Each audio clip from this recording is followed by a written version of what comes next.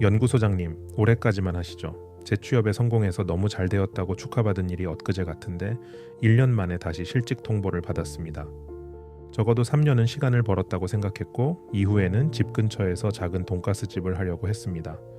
50 중반인데 다시 취업을 할 수 있을지 아직 대학교를 다니고 있는 딸아이에게 든든한 아빠가 되어주지 못할까봐 너무나 걱정됩니다. 그 어렵다는 IMF 시기였지만 취업에 성공했습니다. 지방대학에서 화학 전공으로 졸업했지만 국내 중견 생활용품 업체 연구소 직원으로 사회생활을 시작했습니다. 술도 잘하고 우직해 보이는 제 모습이 믿음직하다며 회사 선배들이 이끌어 주었기 때문에 연구소의 중책을 맡는 위치까지 저는 빠르게 성장할 수 있었습니다. 온 나라가 가습기 살균제 사건으로 난리가 났던 그 해에 전까지 저의 삶은 끝까지 편안하게 가는 줄 알았습니다. 가습기 살균제 사건이 발생한 후 회사 분위기는 점점 더 흉흉해졌고 각자 살아남기 위해 수많은 사람들이 회사를 떠났습니다. 다행히 저는 주변 선배들의 도움으로 크지는 않지만 세제를 생산하는 중소기업 연구소장으로 이직할 수 있었습니다. 이 회사에서 이제 뿌리를 내리겠다는 마음으로 최선을 다해 신제품을 개발했고 대기업의 OEM 생산 오더 수주를 위해 주말에도 회사에 출근을 했습니다. 사모펀드가 이렇게나 무서운 것인 줄 몰랐습니다. 무리한 사세 확장으로 사장님은 사모펀드에까지 손을 내밀었고 정확히 3년 후 사장님은 회사에서 퇴출되었습니다. 점령군이 된 것 같은 사모펀드의 새로운 경영진은 기존 중역들을 하나씩 내보냈고 그 자리에 외부에서 스카우트된 새로운 사람들로 채워져 갔습니다. 회사의 모든 문제가 마치 저 때문에 생긴 듯 따가운 눈총을 도저히 견딜 수가 없어 사직서를 내고 말았습니다. 이젠 더 이상 여기저기 옮겨 다니기 싫었기 때문에 함께 퇴사한 동료와 동업을 시작했습니다.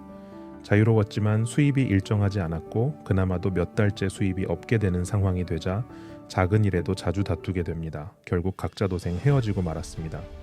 다행히 그간 알고 지내던 윤 박사님께서 중견 브랜드 업체의 연구소장에서 물러나시면서 후임자로 저를 소개해 주셨고 저는 이 회사에서는 적어도 3년은 버티며 노후를 준비하려고 했습니다. 그런데 이제 고작 1년 근무했는데 또다시 나가라고 하네요. 계속되는 실직에 너무나 지쳐갔고 세상 어디에도 쓸모가 없게 되었다는 자괴감에 밤잠을 이루지 못하고 있습니다. 아직 50 중반인데 남은 삶을 어떻게 살아내야 할까요? 이 이야기는 제가 아는 지인의 이야기를 각색한 내용입니다. 이 이야기를 통해 꼭 말씀드리고 싶은 한 가지가 있습니다. 40 후반 나이가 되면 절대로 재취업을 목표로 하면 안 된다는 것입니다. 재취업이 되었다 하더라도 회사에서 필요한 효용 가치를 빼내고 나면 가차 없이 쫓겨나는 상황이 반복됩니다. 재취업이 아닌 독립이 목표가 되어야 합니다. 물론 준비 없는 독립은 안 하는 것만 못합니다. 독립은 긴 안목으로 준비해야 하며 직장을 다니고 있는 지금부터 준비해야 한다고 생각해요. 아래 설명란에 있는 링크를 통해 독립을 꿈꾸는 직장인을 위한 매뉴얼, 전자책을 무료로 다운받으실 수 있습니다. 강의를 팔기 위한 목적이 아닙니다. 재취업도 안 되고 준비도 안 된 상황에 놓인 지인분들이 주변에 너무나 많습니다. 현재 안정적으로 보이는 그 직장에서 잘 나가고 있다면 지금이 준비를 해야 할 적기라고 생각합니다. 누군가에게는 도움이 되었길 바랍니다. 오늘의 이야기가 미래의 수많은 대표님들께 작은 동기부여가 되었길 진심으로 바랍니다. 그대와 함께 라는 브랜드명으로 무역업과 이커머스 사업을 하고 있는 초보 유튜버입니다. 민망하지만 구독과 좋아요 부탁드립니다. 다음 영상에서 더 의미 있는 내용으로 찾아뵙겠습니다. 경청해 주셔서 고맙습니다.